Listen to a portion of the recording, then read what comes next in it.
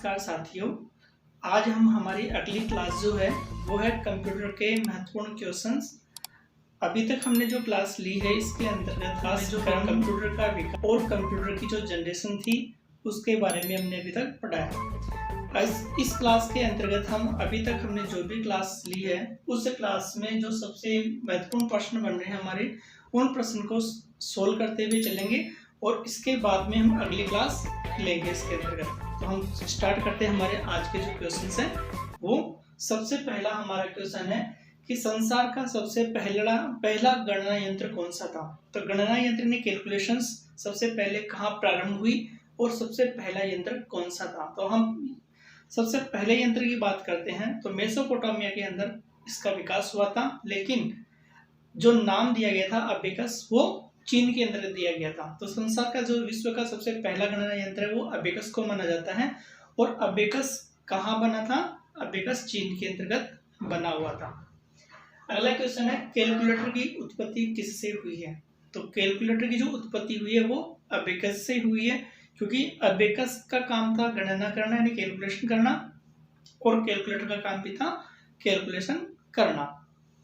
अगला क्वेश्चन है कंप्यूटर शब्द उत्पन्न हुआ है, यानी जो कंप्यूटर शब्द है वो किस भाषा का शब्द है।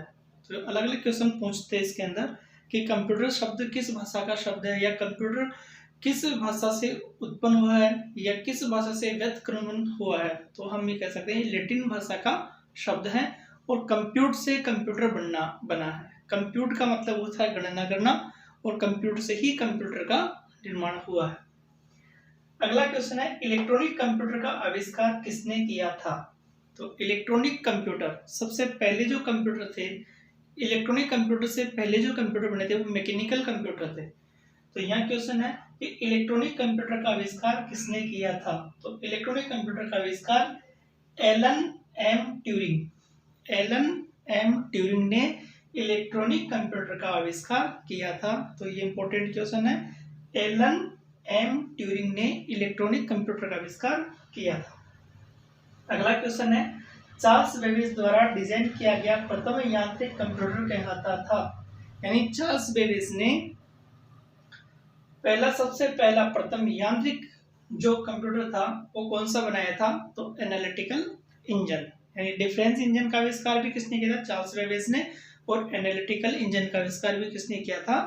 चार्ल्स बेबेज ने ही किया था। लेकिन एनालिटिकल जो इंजन था उसके अंदर जो सिद्धांत प्रतिपादित थे वो आज का जो आधुनिक कंप्यूटर है उसी के सिद्धांत उसके अंतर्गत उपलब्ध थे। अगला क्वेश्चन है पहला कंप्यूटर बनाया गया था। तो पहला कंप्यूटर भी चार्ल्स बेबेज के द्वारा ही बनाया गया था, इसीलिए चार्ल्स बेबेज को कंप्यूटर का जनक भी कहा जाता है। इससे संबंधित बहुत सारे क्वेश्चंस बनते हैं कि चार्ल्स बेबेज को कंप्यूटर का जनक क्यों कहा जाता है पहला, और कंप्यूटर का जनक कौन है, कंप्यूटर का पितामह कौन है। तो इसमें चार्ल्स बेबेज को हमें बताना है। अगला क्वेश्चन है विश्व का प्रथम इलेक्ट्रॉनिक डिजिटल कंप्यूटर है। तो विश्व का जो प्रथम इलेक्ट्रॉनिक कंप्यूटर था तो वो था ENIAC, ENIAC ही विश्व का प्रथम इलेक्ट्रॉनिक डिजिटल कंप्यूटर था। अगला क्वेश्चन है पहले इलेक्ट्रॉनिक डिजिटल कंप्यूटर में क्या था। यानी हम प्रथम पीढ़ी की बात कर रहे हैं। प्रथम पीढ़ी का जो इलेक्ट्रॉनिक डिजिटल कंप्यूटर था वो कौन सा था? ENIAC था। और ENIAC के अंदर किसका प्रयोग किया गया था? वाल्व यानी वैक्यूम ट्यूब्स का प्रयोग किया गया था। ये हमने प्रथम पीढ़ी के जो कंप्यूटर्स थे उसके अंदर हमने बात की थी कि प्रथम पीढ़ी के जो भी कंप्यूटर थे उन कंप्यूटर के अंदर किसका प्रयोग किया गया था? वैक्यूम ट्यूब्स का प्रयोग किया गया था। अलग अलग जनरेशन के अंदर अलग अलग इलेक्ट्रॉनिक डिवाइस का प्रयोग किया गया था। जैसे प्रथम पीढ़ी में वॉल्व्स यानी वैक्यूम ट्यूब्स का प्रयोग किया गया, सेकेंड जनरेशन के अंदर ट्रांजिस्टर का प्रयोग किया गया, थर्ड जनरेशन में IC का प्रयोग किया गया, फोर्थ जनरेशन के अंदर VLSIC का प्रयोग किया गया, और जो पांचवी हमारी पीढ़ी है, फिफ्थ जो जनरेशन है, उसके अंदर कृत्रिम बुद्धि का विकास चल रहा है। तो इस तरह से हम आगे की पढ़ते हुए अगला क्वेश्चन है हमारा हरमन होलविथ ने अपने टेबुलेटिंग सिस्टम में पूर्णतया प्राप्त की और यह मशीन विकसित की थी। यानी हरमन होलविथ ने कौन सी टेबुलेटिंग जो टेबुलेटिंग मशीन थी या सिस्टम था उसमें क्या लगा हुआ था। तो उसमें था सेंसस टेबुलेटर, और ये कब विकसित हुआ था? 1890 के अंदर। नेक्स्ट क्वेश्चन है, ऑर्थोमीटर का आविष्कार किसने किया गया था? यानी ऑर्थो जो मीटर था उसका आविष्कार किसके द्वारा किया गया था? तो ये था Charles Xavier Thomas. Charles Xavier Thomas के द्वारा 1820 के अंदर अरिथोमोमीटर का आविष्कार किया गया था। अगला क्वेश्चन है, वाणिज्यिक उपयोग के लिए उपलब्ध कराया गया पहला कंप्यूटर कौन सा था? यानी कॉमर्शियल जो कार्य करने के लिए सबसे पहला जो कंप्यूटर था वो कौन सा था? तो वो था यूनिवेक। और कब किया गया था? 1954 के अंदर, 1954 के अंदर, और जनरल पावर कॉर्पोरेशन के द्वारा इसको बनाया गया था। तो यूनिवेक को किसने बनाया था? जनरल पावर कॉर्पोरेशन के द्वारा। कब बनाया गया था? 1954 के अंदर। और यूनिवेक को सबसे पहले वाणिज्यिक उपयोग के लिए उपलब्ध कराया गया था। अगला क्वेश्चन है, किसने संग्रहित की अवधारणा दी थी? तो हमने इसमें पढ़ा था कि जॉन वॉन न्यूमैन, इन्होंने ही डेटा संग्रहित करने की अवधारणा दी थी और इनके द्वारा ही आगे के जो कंप्यूटर थे उनके अंदर स्टोरेज डिवाइस का प्रयोग किया गया था। तो वो थे जॉन वॉन न्यूमैन। तो स्टोरेज की अवधारणा किसने दी थी? स्टोरेज की संग्रहित करने की अवधारणा जॉन वॉन न्यूमैन के द्वारा दी गई थी। अगला क्वेश्चन है, भारत का पहला कंप्यूटर कहाँ स्थापित किया गया था? ये इंपॉर्टेंट क्वेश्चन है कि भारत का जो सबसे पहला कंप्यूटर था वो कहाँ पर स्थापित किया गया था? तो ये किया गया था कलकत्ता के अंदर, भारतीय सांख्यिकी संस्थान कलकत्ता, यानी भारतीय सांख्यिकी संस्थान कलकत्ता के अंदर भारत का पहला कंप्यूटर स्थापित किया गया था। अगला क्वेश्चन है, किस शहर में भारत का पहला डाकघर एटीएम खोला गया है? तो कौन सा ऐसा शहर है भारत का जिसमें पहला डाकघर एटीएम खोला गया है? तो यह है चेन्नई के अंदर है ये, और ये कहाँ पर है? कोटी नगर, चेन्नई। और कब स्थापित किया गया था? ये 27 फरवरी 2014 को। ठीक है, ये याद रखना हमें कि भारत का जो पहला डाकघर एटीएम है वो कोटी नगर, चेन्नई के अंदर 27 फरवरी 2014 के अंदर स्थापित किया गया था। अगला क्वेश्चन है, एनीवेक एडवेक कौन से पीढ़ी के कंप्यूटर है? तो ये हमारी प्रथम पीढ़ी के कंप्यूटर है। प्रथम एनीवेक तो एनीवेक था और एडवेक था। ये कौन सी पीढ़ी कंप्यूटर? हमारे प्रथम पीढ़ी के कंप्यूटर है। एडवेक के अंदर ही जॉन वॉन न्यूमैन ने स्टोरेज संग्रहित करने की अवधारणा दी थी। अगला क्वेश्चन है हमारा, IBM 360 और IBM 370 कौन सी पीढ़ी के कंप्यूटर हैं? तो ये तीसरी पीढ़ी के कंप्यूटर हैं। IBM के जो 360 और 370 जो कंप्यूटर हैं वो तीसरी पीढ़ी के कंप्यूटर हैं।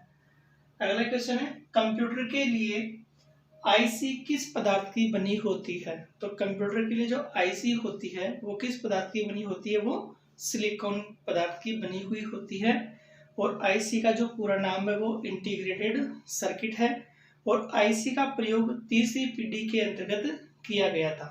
हमने पिछली कक्षा के अंदर हमने पढ़ा था, जो हमारी जो जनरेशन्स थी, तो पहली जनरेशन के अंदर हमने देखा था कि सबसे पहले वैक्यूम ट्यूब का प्रयोग किया गया था। दूसरी जनरेशन के अंदर ट्रांजिस्टर का प्रयोग किया गया था। तीसरी जनरेशन के अंदर आईसी का प्रयोग किया गया था। चौथी जनरेशन के अंदर VLSIC का प्रयोग किया गया था। तो यहाँ बात करें हम आईसी, तो आईसी किस पदार्थ की बनी होती है? तो आईसी सिलिकॉन पदार्थ की बनी हुई होती है। ये एक चिप होती है जिसके ऊपर सिलिकॉन की परत चढ़ी हुई होती है। और सिलिकॉन जो होता है वो अर्धचालक धातु होती है। तो ये याद रखना है, सिलिकॉन क्या होती है? एक अर्धचालक धातु होती है। अगला क्वेश्चन है, आईसी का पूरा नाम क्या है? तो आईसी का पूरा नाम है इंटीग्रेटेड सर्किट। अगला क्वेश्चन है, आईसी पर किसकी परत लगाई जाती है? तो आईसी पर किसकी परत लगाई जाती है? सिलिकॉन की परत लगाई जाती है। सिलिकॉन की परत चढ़ाई जाती है। नेक्स्ट क्वेश्चन है, माइक्रोचिप बनाने के लिए किसका प्रयोग किया जाता है? तो माइक्रोचिप बनाने के लिए सिलिकॉन का ही प्रयोग किया जाता है। तो यहाँ आईसी से संबंधित बहुत सारे क्वेश्चंस हो रहे हैं। तो आईसी का पूरा नाम इंटीग्रेटेड सर्किट है। आईसी के ऊपर जो लेप होता है, परत होती है, वो सिलिकॉन पदार्थ की होती है। सिलिकॉन एक अर्धचालक धातु होता है। आईसी का प्रयोग तीसरी जनरेशन में किया गया था और माइक्रोचिप बनाने के लिए भी सिलिकॉन का प्रयोग किया जाता है। अगला क्वेश्चन है, कौन सा एक नवीनतम पदार्थ है जो चिप के उत्पादन में प्रयुक्त हो रहा है? तो यह है गैलियम आर्सेनाइड। यानी जो हमारी आईसी है, यानी इंटीग्रेटेड सर्किट है, जो सिलिकॉन की है। तो सिलिकॉन की जगह ऐसा कौन सा पदार्थ आ गया जो चिप बनाने के उत्पादन में हो रहा है, उसका प्रयोग चिप के उत्पादन के लिए किया जा रहा है। तो ये नया पदार्थ है जिसका नाम है गैलियम आर्सेनाइड। गैलियम आर्सेनाइड यानी ये मिश्रित है गैलियम प्लस आर्सेनाइड, यानी दोनों का मिश्रित बना हुआ है। गैलियम प्लस आर्सेनाइड दोनों का मिश्रण है और ये दोनों मिश्रण से ही एक नया पदार्थ बना है गैलियम आर्सेनाइड, जो सिलिकॉन की जगह प्रयुक्त हो रहा है। चिप बनाने के उत्पादन में इसका प्रयोग किया जा रहा है। इसका नाम है गैलियम आर्सेनाइड। नेक्स्ट क्वेश्चन है, सिलिकॉन क्या है? सिलिकॉन एक सेमीकंडक्टर है, एक चिप है। अगला क्वेश्चन है, सामान्यतया प्रयुक्त आईसी है। तो जो आईसी है वो क्या है? मोनोलिथिक एक पदार्थ है, मोनोलिथिक वो है। सेमीकंडक्टर क्या है? सामान्यतः आईसी क्या है? आईसी एक मोनोलिथिक है। अगला क्वेश्चन है, डिजिटल कंप्यूटर विकसित किया गया था। तो यूएसए के द्वारा डिजिटल कंप्यूटर प्रयुक्त किया गया था। तो ये हमारे लगभग क्वेश्चंस हैं जो हमने पिछली कक्षाओं के अंदर जो हमने पढ़ाई की है उससे संबंधित इंपॉर्टेंट क्वेश्चंस हैं।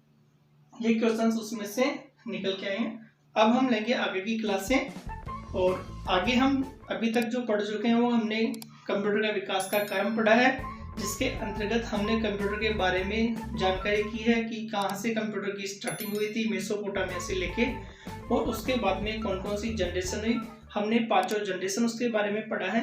अब हम आगे चलेंगे हमारे कंप्यूटर के बारे में, डिजिटल कंप्यूटर के बारे में, उसकी अवधारणाएं, उसके सिद्धांत, उसके प्रकार, उसका वर्गीकरण कैसे कैसे हुआ है। हम आगे की क्लास के अंदर हम कंप्यूटर के बारे में जानकारी